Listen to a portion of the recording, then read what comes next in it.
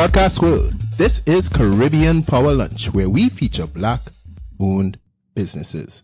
I am your host, Kevin Valley, and today I am joined by Celine Griffith again. Hi guys, how you doing? It's been a while. It's been too long of a while, Celine.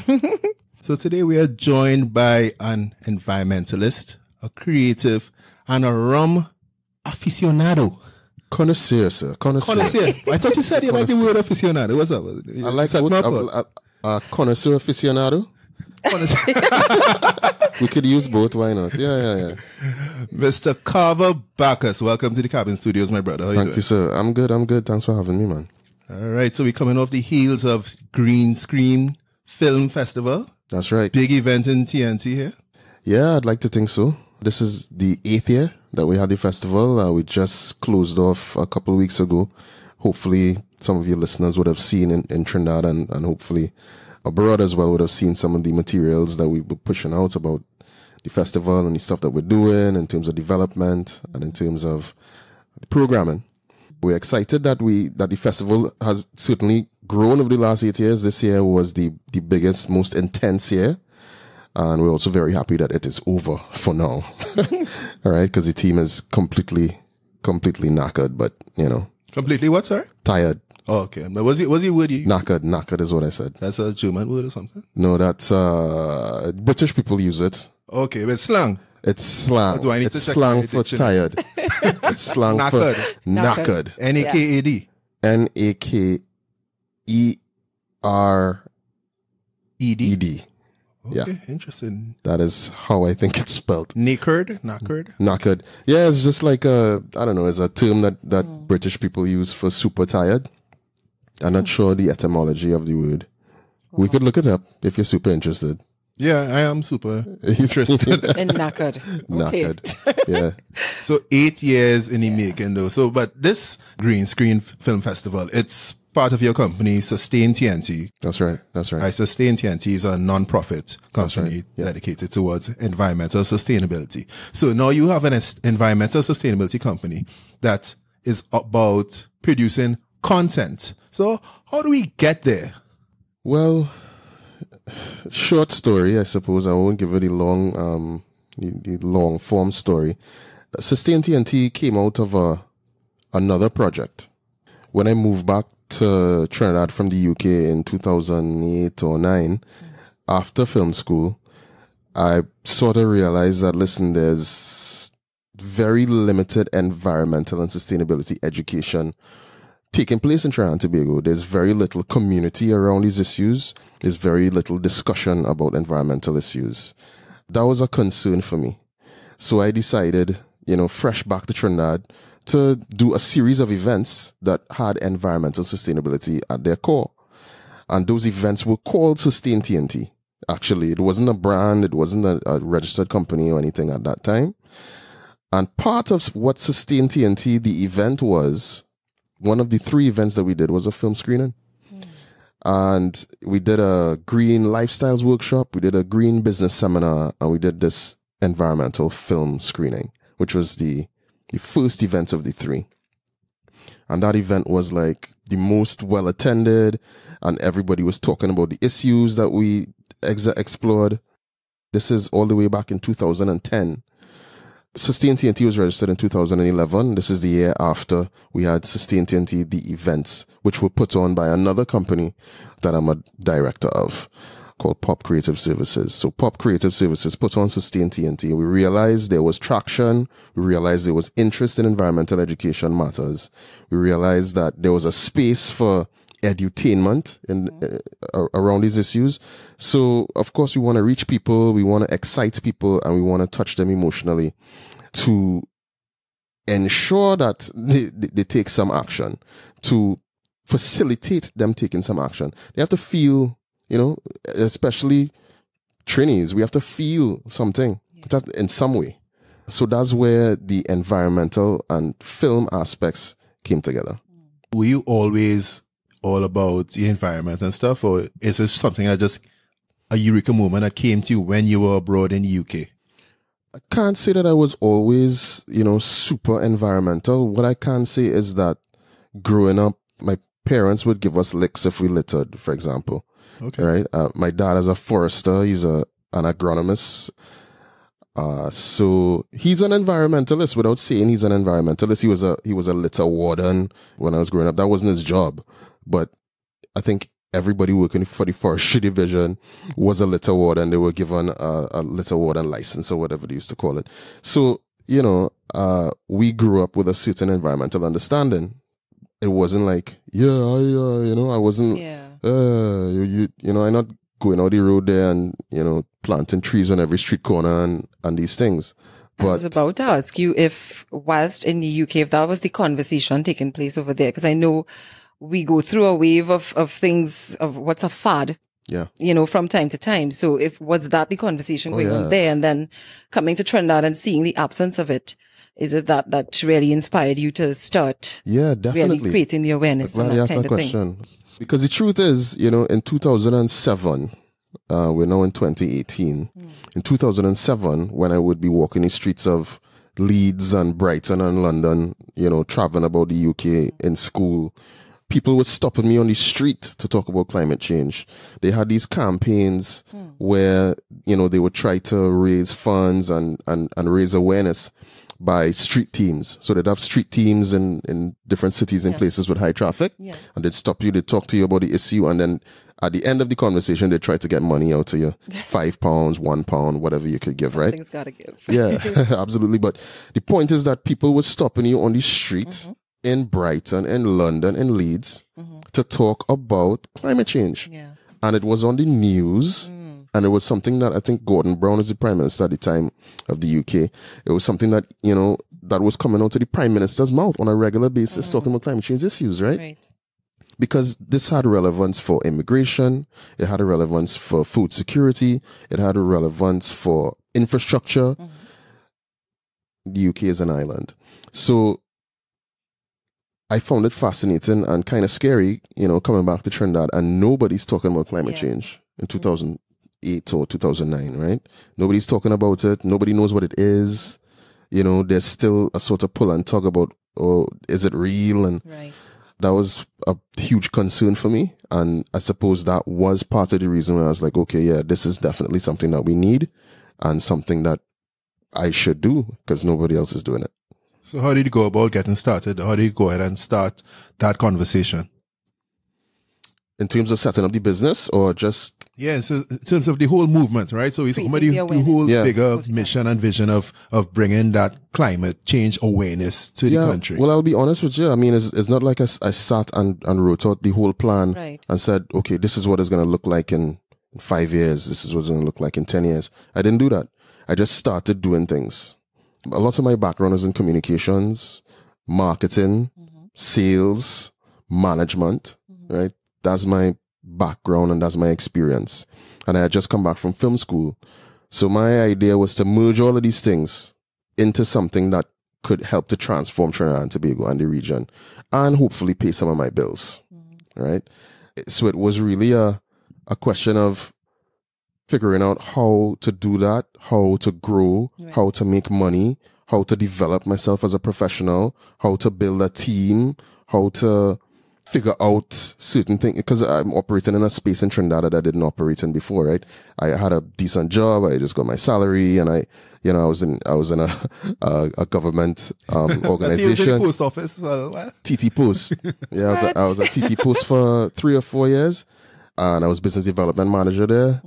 And I was a retail network manager as well. So all the TT Posts you see around, I used to manage all of those with the help of the team at TT Post at different times, and all the products, TT Post products, the bill pay, the courier service. At one point, I supervised and managed those product lines at TT Post. And people call it the post office, but it actually was an organization on the cusp of major transformation at that time. And I feel lucky to have worked there because I worked with some really good people. My best boss was actually somebody that I worked with at TT Post who was from New Zealand, like a Kiwi guy. Were you doing your environmental work and stuff on the side whilst doing your regular job? Because you're doing that and you're putting aside the time, yes, but they're not even related. I wasn't. When I was at TT Post, I was concerned with TT Post business. Yeah. dabble in entrepreneurship, since I was in high school. I'd sell comic books at school, and when I was in college, I'd throw parties. And then when I moved back to Trinidad, I threw parties. When I lived in Cayman, we threw parties. My entrepreneurial thing was doing events over the years. So that's what I did.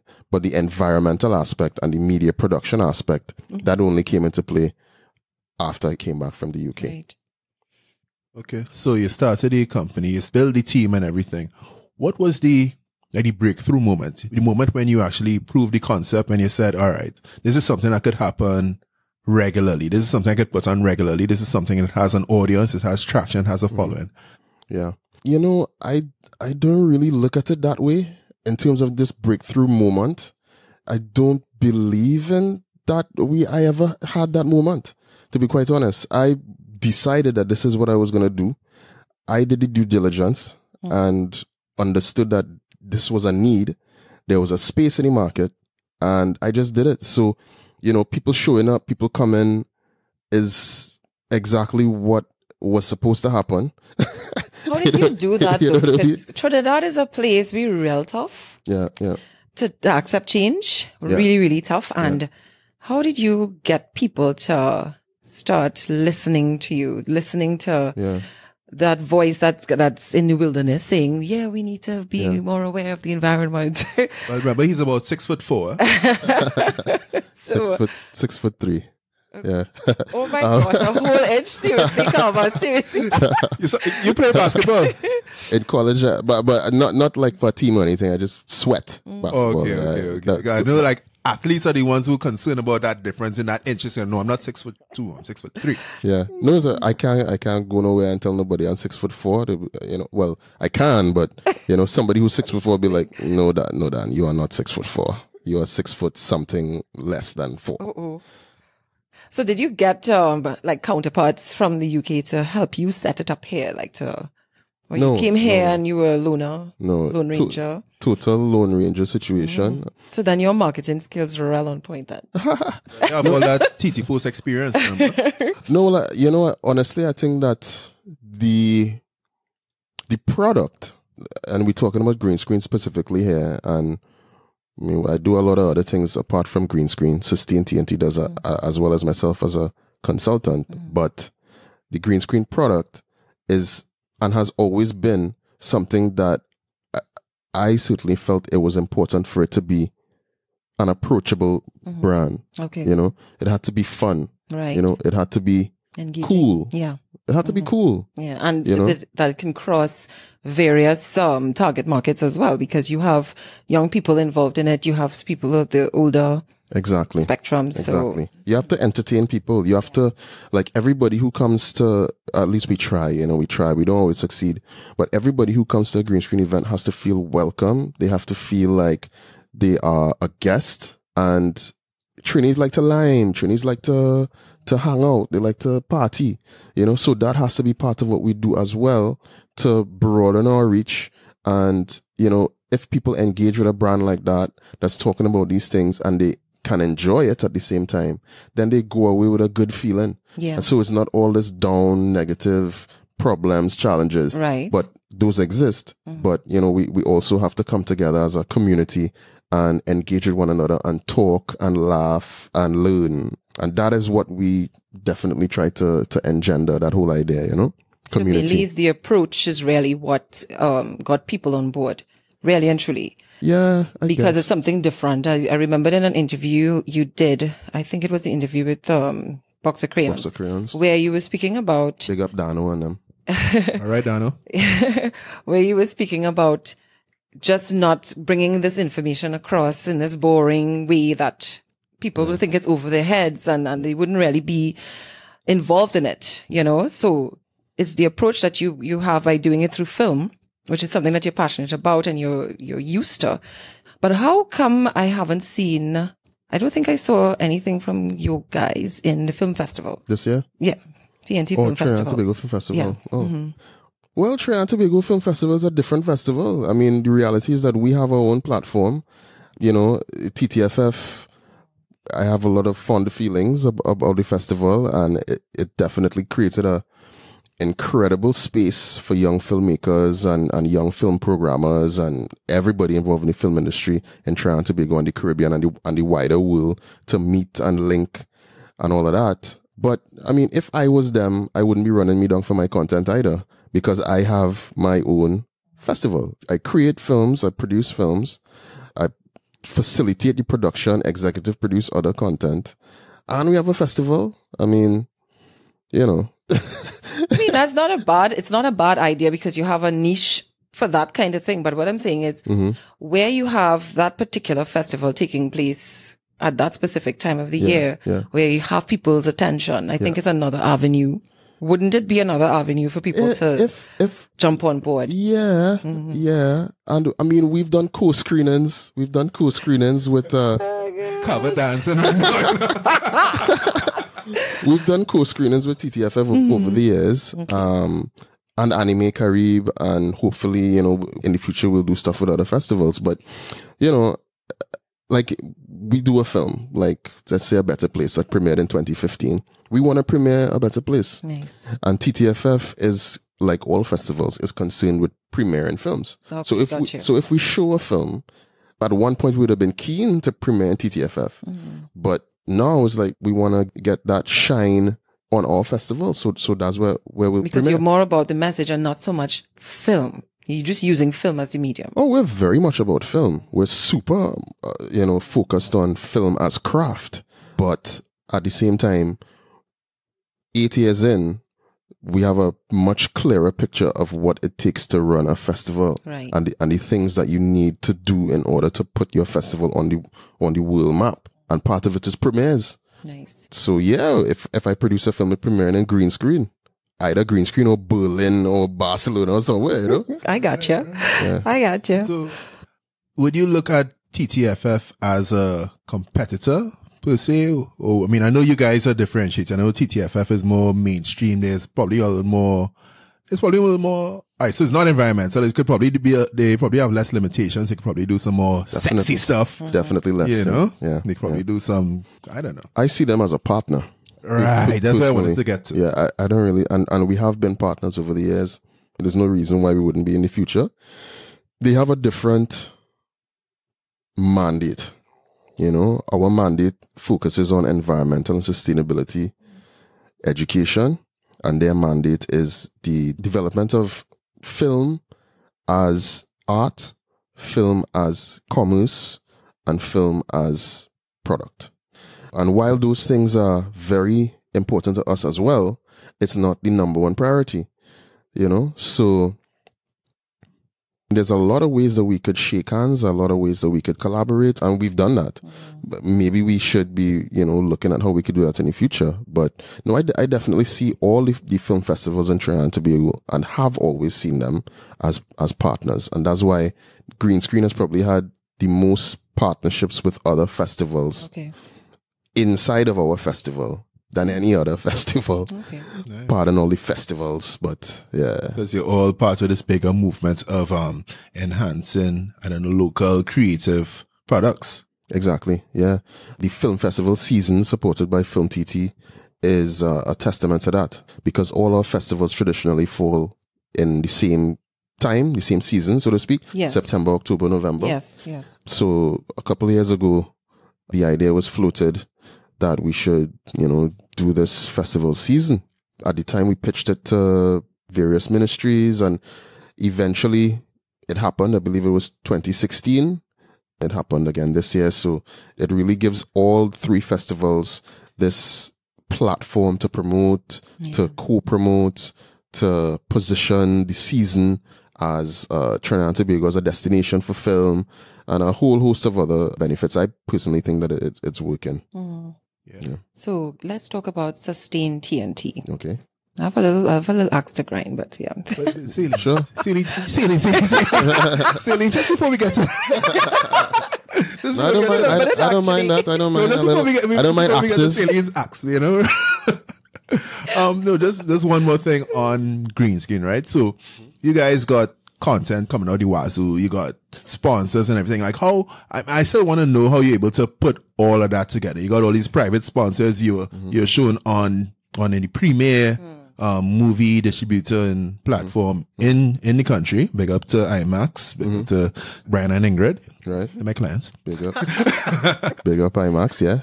IMAX has been one of our partners for a number of years now. Right. And you got all these other private sponsors and stuff. So how are you able to put all that together with your vision stemming from your time in the UK where people are coming to you with flyers saying, hey, environmental climate change? Yeah. Well, with great difficulty. It's not easy. You know what I mean? Yeah. It's not easy at all, particularly given the economic challenges that Trinidad and Tobago is facing right now. But we do, I think, have a certain level of credibility that we've built over the years. And the brand is strong and getting stronger, both Sustain T&amp and Green Screen. I think, credibility, there's no value that you can really put on that.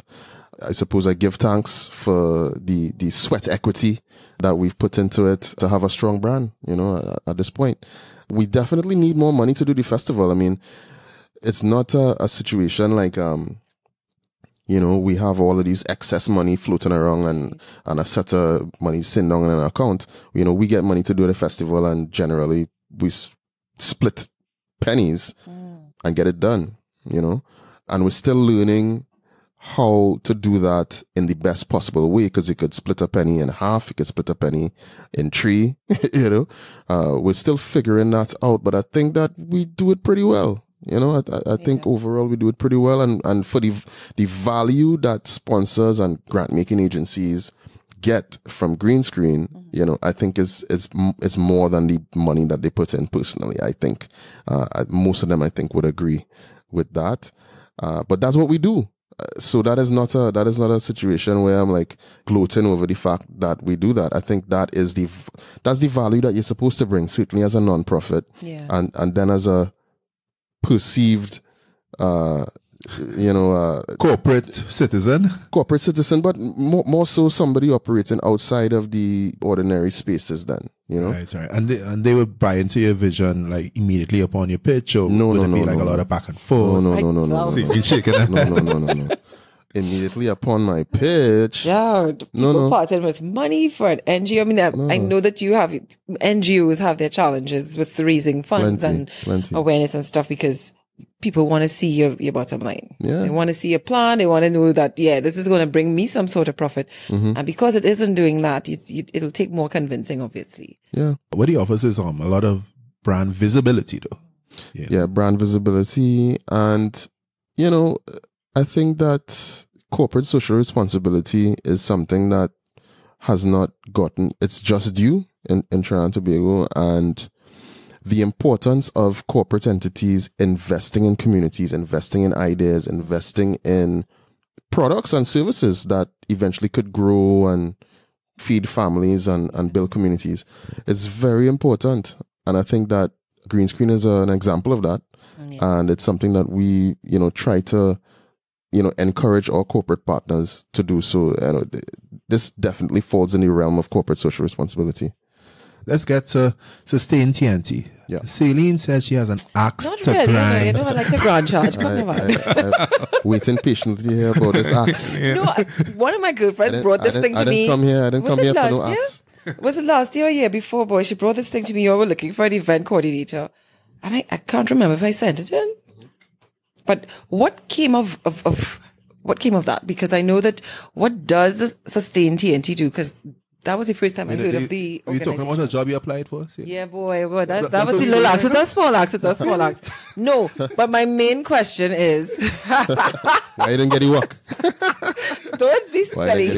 No, my main question is... Did you get my application? Imagine, I just sent it in, but it's now raising the question in my mind, but wait, I don't know what Sustain T&amp is about. Yeah. Okay. So... That's fair enough. The presence in terms of our community here in Trinidad and Tobago, and of course outside in the region and internationally. What does Sustain T&amp do? Sustain T&amp's mandate is environmental and sustainability education. And what that means is, for us, is using creative means, creative techniques to change behavior and help people learn more about environmental issues and sustainability issues. So we do that through a lot of events. I mean, that, you know, you talking about the event manager position, a lot of events, everything we do is an activation, generally. So do you all go to schools and how? We how have a schools executed? program. Okay. And generally the schools come to IMAX during the festival. All right. I mean, we do go to schools. It depends on the program. So, I mean, we make films, we show films, and we develop education programs, and we try to include film in many of those education programs. So, for example, we had a Sustain T&amp Academy in 2017, I believe it was, where we went to children's homes in Trinidad. Okay. Went to 3 children's homes, right? So these are orphans or kids with parents who aren't able to take care of them just now, right? And we had a program talking about permaculture, about organic farming, educating them about climate change, educating about, you know, reuse art design, you know, to get the creative juices flowing. But of course, we also showed them films, and we did filmmaking workshops. And that's another thing that we tend to do, development workshops, getting people, the various communities up to scratch with filmmaking techniques, how to operate a camera, how to operate the lights, how to record sound, how to frame a shot, how to write for documentary, you know, what makes a good story. In the festival that just ended, we did a workshop called The Art of the Interview. Nice. That's actually something we've been doing as a smaller part of our education programs almost from the start.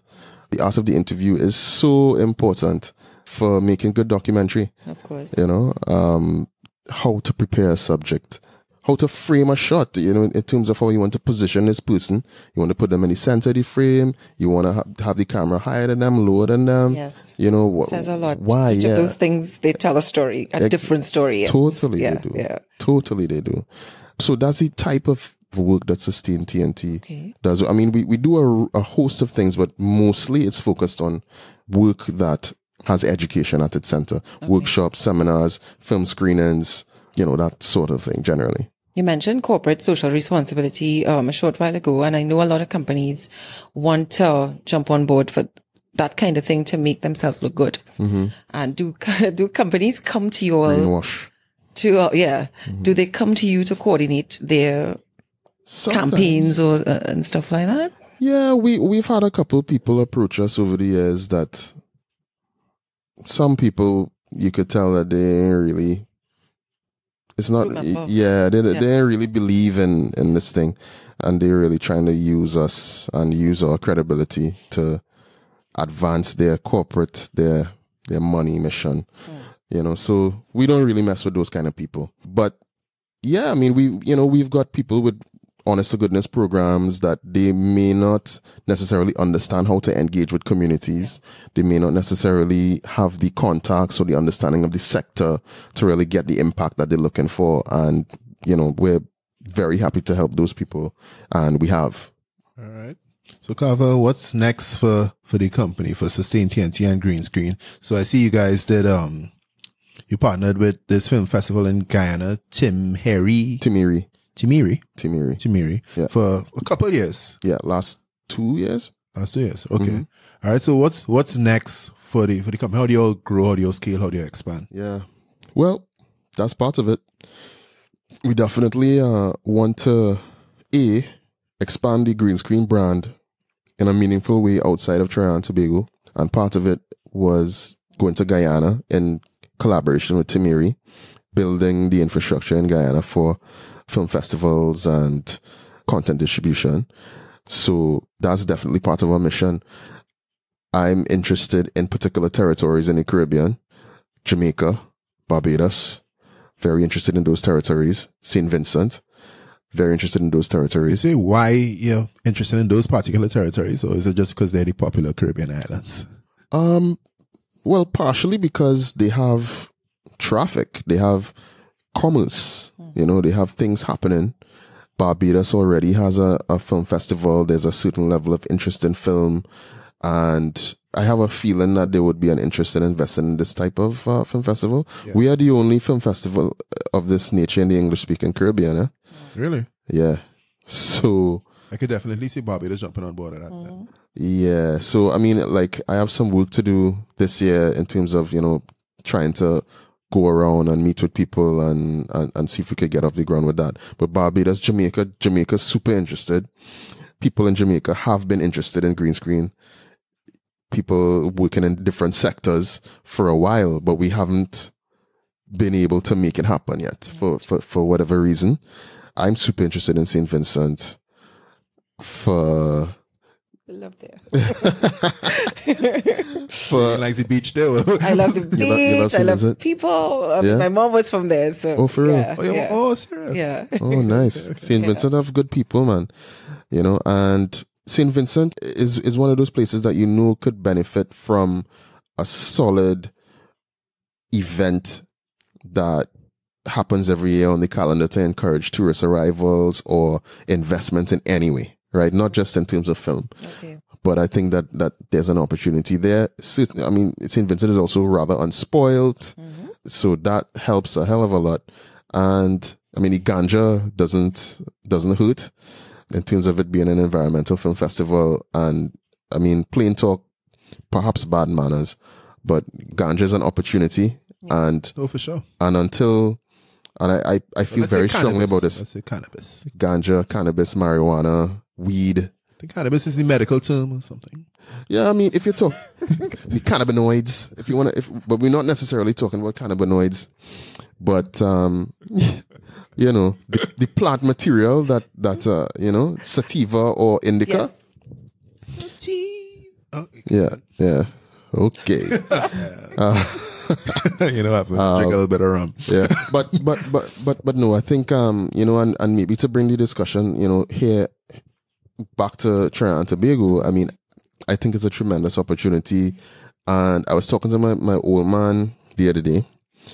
He's rather sprightly and charming as ever. Good for him. Yeah, pushing 70 and very, very, he's all into the WhatsApp and all of these things. So, nice, man. Yeah, he's a guy who I respect a lot. Obviously, he's my dad, but as a professional and as a person, I have a lot of regard for his perspectives. And we were talking about ganja, we were talking about marijuana, cannabis, whatever you want to call it.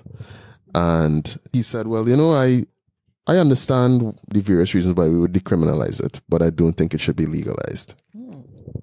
And I usually agree with a lot of what he says, right? And I won't go into all the reasons why he said he doesn't think it should be legalized. Podcast. Yeah, right. He doesn't think it should be legalized. But the bottom line is that we've gotten to the point in a lot of the history of our development where we'd have no real reason for doing something or denying something or not doing something. We have no real reason anymore. Right? It's old laws. It's antiquated. Yeah. It's completely out of context for now and for the future. And now we're talking about a situation where a group of people, for various socio-economic and cultural reasons, hundreds of years ago, or maybe 100 years ago, decided that a plant that grows naturally on the earth, from the earth, yes, that God made, is outside of the law. A plant that God made and put on the earth. Sorry to sound like a Rasta man now. All right, you go ahead and Rasta. But yeah, Selassie. Yeah, it's a plant. Totally agree. Totally. Kevin, don't jump in this debate, but the plant has all these powers to make you high and and all these other things. It's not like a normal plant. It's not like just like an orchid or whatever. No, neither. But we never smoke orchids, so you don't know. Ceiling where you're for. True. But I always say that there are plants that if you eat the fruit, you die. There are plants that if you touch them and the thorns prick you, you get sick or you get an infection. These plants are not illegal. Yeah. Plants that can kill you are not illegal.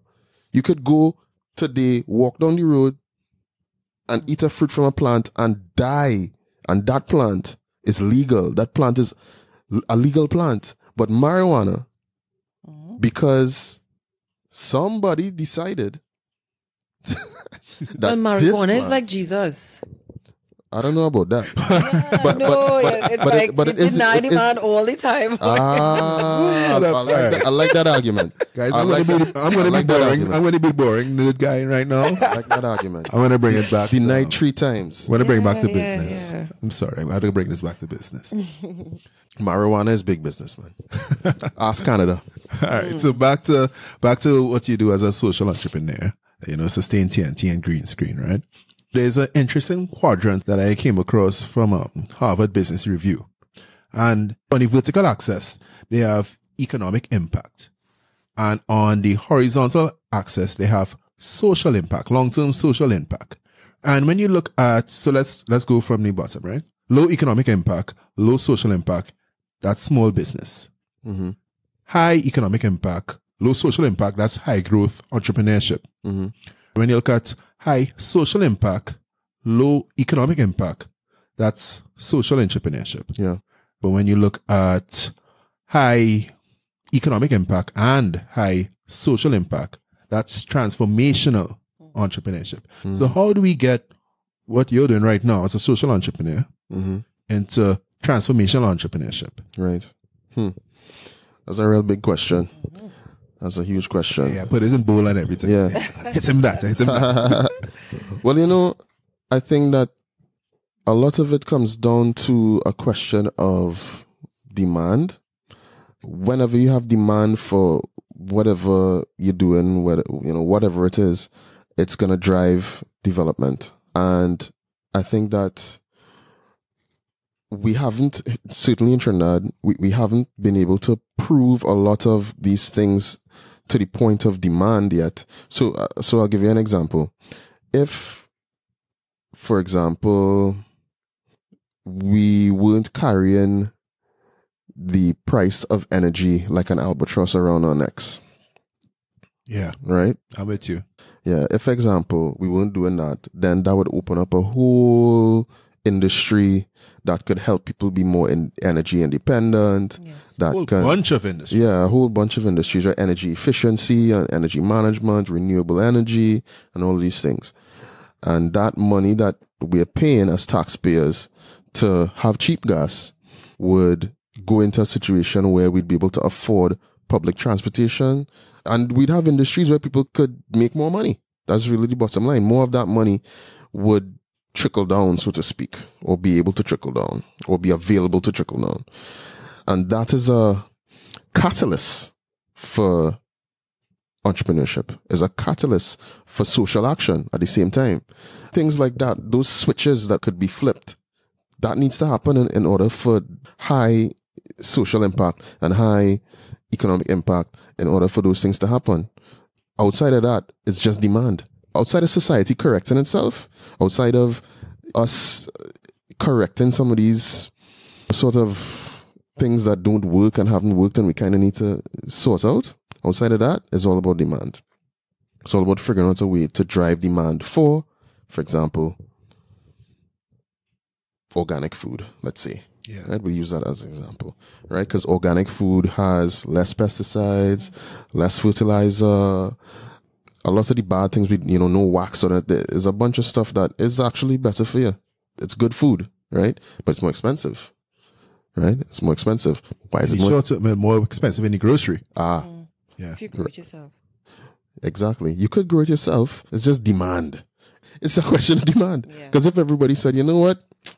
I don't want this cucumber that I know have a sort of fertilizer on it. I only want cucumber with no fertilizer on it, and I don't care that it have a little ding on it, and I don't care that it's not perfectly, everything is perfect with the tomato, the cucumber, the whatever. If everybody were to change that and demand for organic produce was higher, then the price would go down and the small farmers would make more money, but money would come out of certain people's pockets. So then, and that's okay. So the bottom line is that demand is the question, and people need to have a better appreciation for how they spend their money and the amount of power that they have. Yeah, I'm with you what you're saying there, Carver. And you say it's driven by demand, and the thing about demand is driven by your mindset, right? And for the mindset to change, a transformation needs to happen. So I think you're well on your way. Transformation inherently is not a short-term thing. It's definitely something that takes a while. You know, hopefully it doesn't take a decade or generations. Exactly. But I think with the movement that's going on, I think a transformation is definitely possible. So do I. So advice here for people who want to start these high social impact, but not necessarily high economic impact, at least not in the short term. All right, how do you to start those kind of projects like a podcast? Well, a podcast is for fun, clearly, because I think that's a lot of what has been taking place this evening. A certain amount of fun. And remind me, I have something in the car for you. I forgot. Oh, you have something in the car for you? Yeah, I have something in the car for you. Okay. I forgot to take it out. Speaking of, you know, I might just leave that in the podcast. You know, I know you can take that out. But I really had to tell you before I forget. Yeah, I would say, first of all, you know, you have an idea. It's something that is close to you. It's something that you might be super enthused about. You know, try and do your due diligence and test whether this is something that somebody outside of yourself or your husband or your wife or your children really care about. You know what I mean? You have to have some kind of market, in inverted commas, for whatever you're trying to do. Second of all, this is not something that I did, and it's something that I should have done.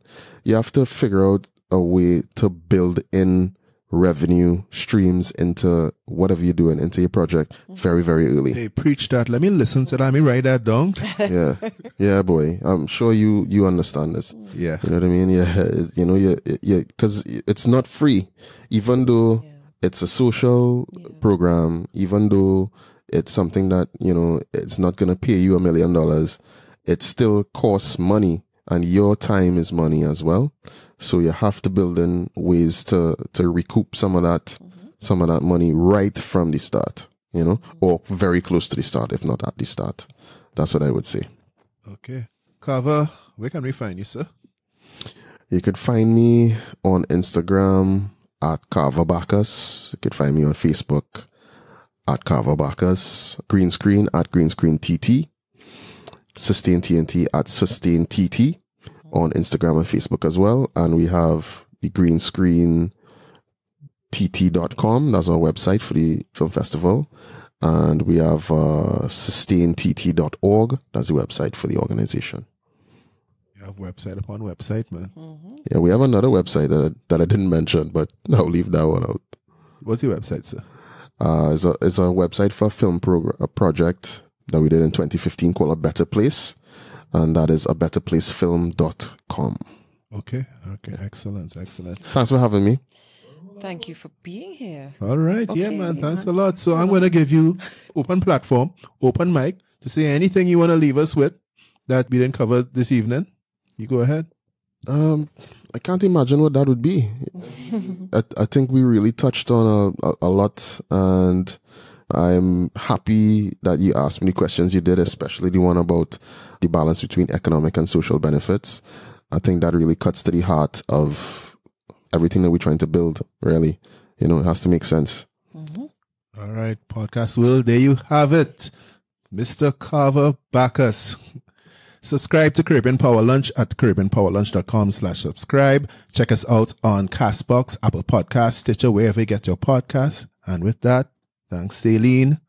Peace out. Carver. Give thanks. Podcast World, Cabin Studios, we are out. Bye.